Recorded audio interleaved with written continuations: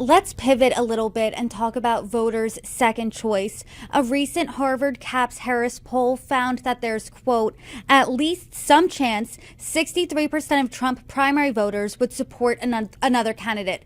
So, once again, if your name is not Donald Trump, what does this mean for you and what should you be doing?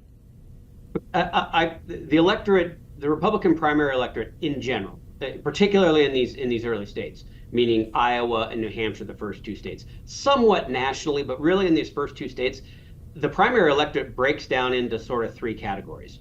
You've got roughly 20 to 22 to 25% who are never Trumpers. They're not going to vote for him under any circumstance.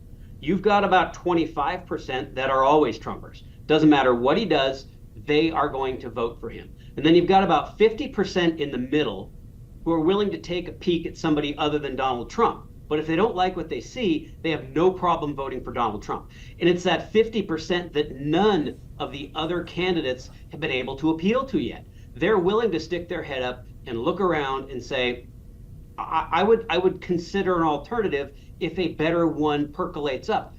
Nothing has come along yet. No candidates come along to really scratch that itch. So, I think you can look at these 63% numbers, but really nobody has made the compelling case to pull them away yet. You could argue that Nikki Haley is in position to maybe begin to have that conversation with them, but that's a far cry different from actually converting them into votes. What would scratch that itch for the 50% there? Would it be someone who is Trump without the baggage per se? Because when you talk about that, or when we talked about that maybe at the midterms last year, that was Ron DeSantis. Would it be a never Trumper like Chris Christie? Obviously not, because they're not supporting Chris Christie. So what type of Republican would that be? It needs to be somebody it's closer to the Trump without the baggage, because it needs to be somebody who is willing to take on the big fights. I mean, right now, there's a lot of reasons why Republican primary voters like Donald Trump, but one of the main reasons is it's that old adage, the enemy of my enemy is my friend.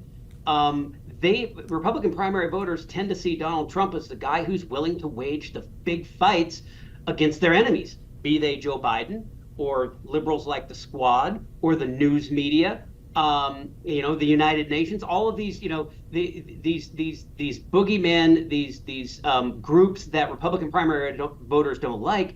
They look at Donald Trump and they say, that guy is willing to take on the people I don't like in the biggest and the boldest way. And so, someone's going to have to make Republican primary voters feel very comfortable that they're going to continue to take on the big fights that Donald Trump is continuing to wage against some of those entities and folks that Republican primary voters don't care for. And so you've got to be able to pass that threshold. Once you can pass that threshold, then you need to turn to an electability argument. Look, if you're Nikki Haley, you want to be able to say, listen, there's really no scenario where Joe Biden can beat me. There are a few maybe where Joe Biden can beat Donald Trump. I'm going to take on the big fights. I'm going to fight the people that you don't like. And oh, by the way, I got a better chance of winning the general. The problem with that is at least recent polls have showed President Trump doing pretty good against Joe Biden right now. Now, a lot of things can happen. There are a lot of smart people that thought 2022 was going to be a landslide for Republicans. It wasn't. So look, candidates still matter. Turnout operations still matter. But I think, initially to even get to that stage where that 50%, of primary voters who would consider somebody other than Trump, you've got to make sure they understand that, you're going to take on the big fights against the people they don't like. And Trump does that on a daily basis. And that's one of the reasons he's had staying power.